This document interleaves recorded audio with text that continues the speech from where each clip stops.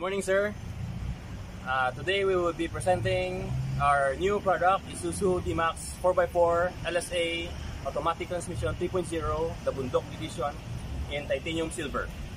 I'm John Alcerenterola of Isuzu Iloilo, Sales Executive, and welcome to our presentation.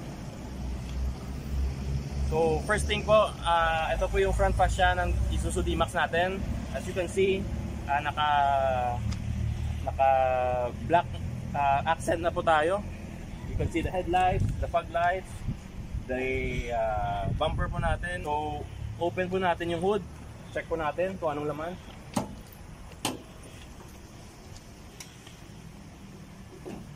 So ito po, 3.0 4JJ1. And explain ko lang po kung ano yung power ng engine natin. So sa horsepower, yung bigay po na po sa atin is 177 PS and 380 Newton meters po. So ito po yung ating battery, our ATF transmission fluid. Ito po yung sa reservoir ng ating washer sa windshield. Ito po yung sa brake fluid. Ito po yung ating radiator. So naka pure coolant po tayo ngayon. Ito po yung ating air filter and the engine itself. So yung turbo po natin is located dito po na area. Ayan po. So pasok po tayo sa driver side.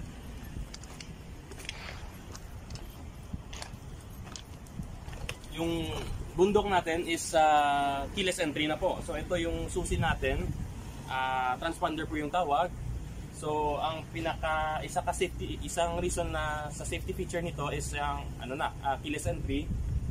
So pagdala po natin yung transponder, we can easily open the door without using the keys. So how to open? Simple lang po, sensor lang po dito, then open na po yan.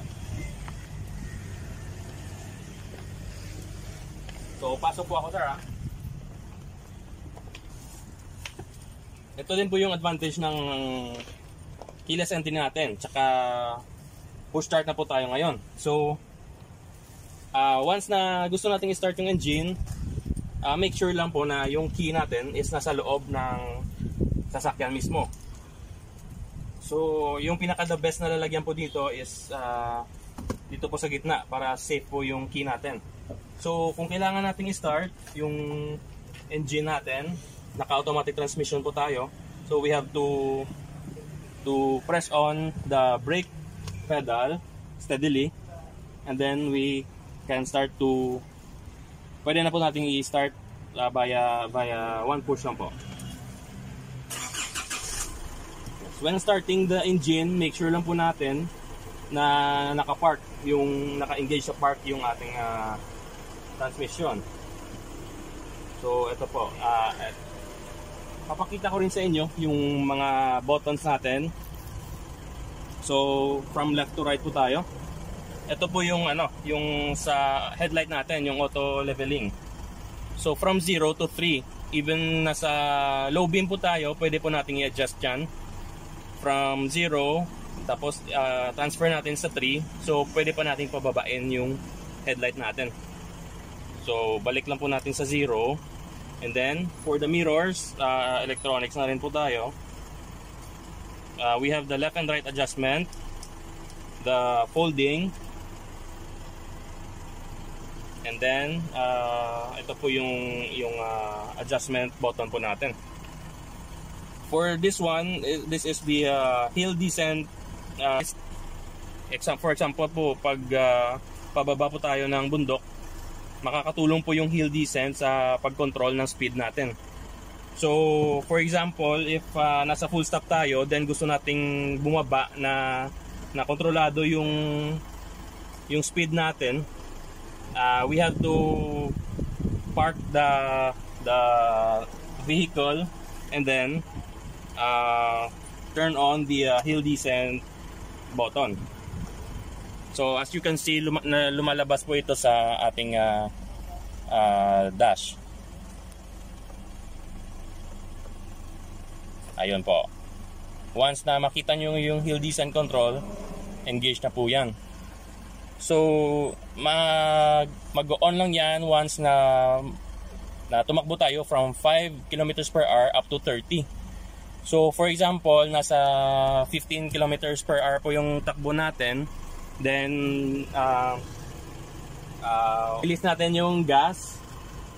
So magse-steady lang po yung takbo natin sa 15.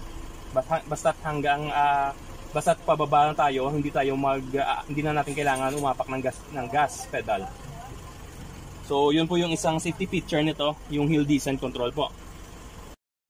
For the steering wheel po, may control na po tayo sa steering wheel mismo. Ito yung volume, yung mode, yung answer call button, tsaka yung next, tsaka previous na button. So as you can see, touch screen na po yung ating 8-inch na monitor. May options po tayo kung kailangan natin ng radio, nasa tuner lang. We have the navigation or the GPS, the CD, our Bluetooth, and the USB ports. Available po yung mga ports natin. 3 po yung available na. So we have sa baba,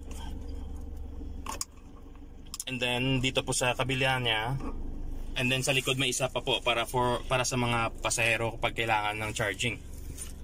So ito po yung touchscreen natin.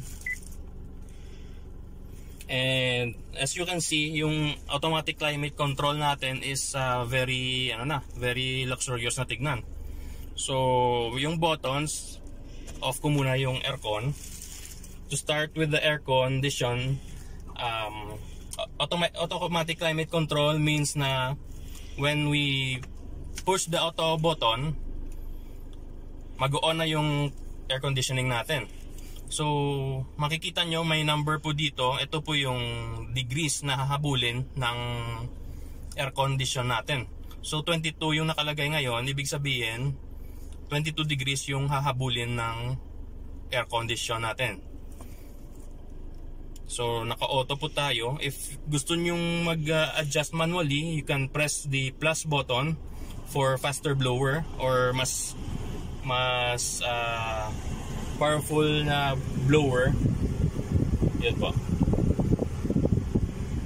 So pag medyo malamig, pwede din natin i-adjust. So we have 5 options, from 1 to 5 yung speed ng ating blower.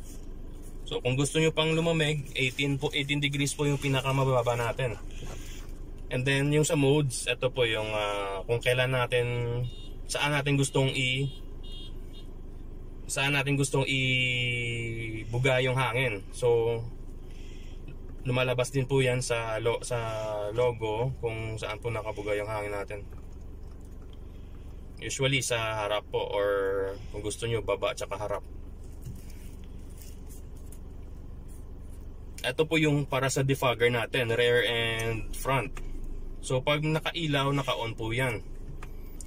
Pag 4 high po tayo, 4-wheel drive po yan, high range, used for driving on gravel, sand, and other low traction surfaces.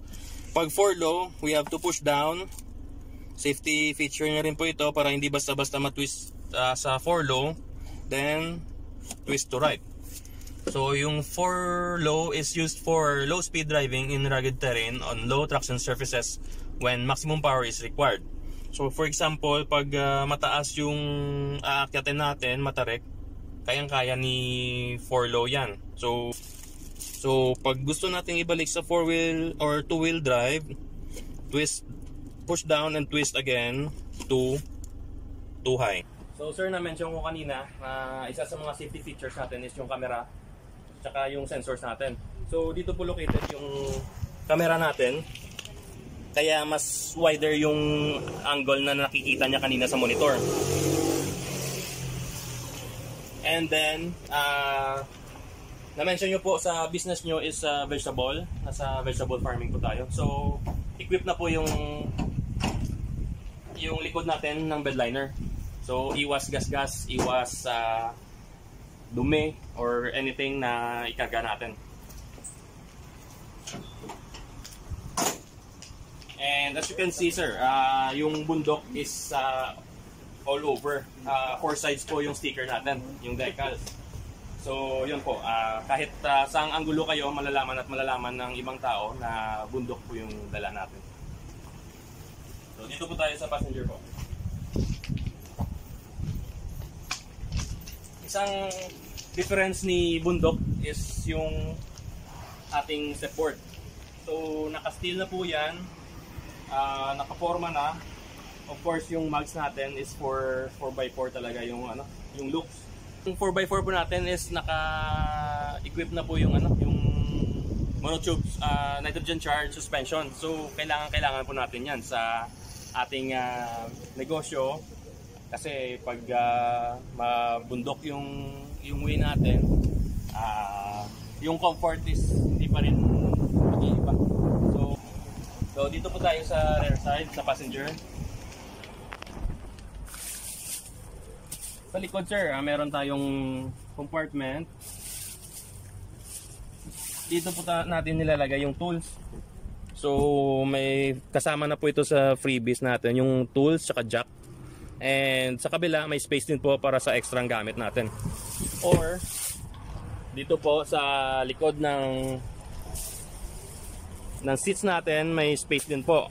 Kung may kailangan kayong ilagay, so may konting space pa po dyan.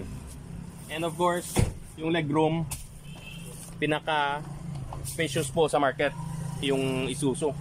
So even sa entry pa lang, makikita nyo na mas maluwag siya kumpara sa ibang brands. So dito po may cup holders din po na tayo. And yung speakers sa likod meron din. So everyone can enjoy the music while traveling.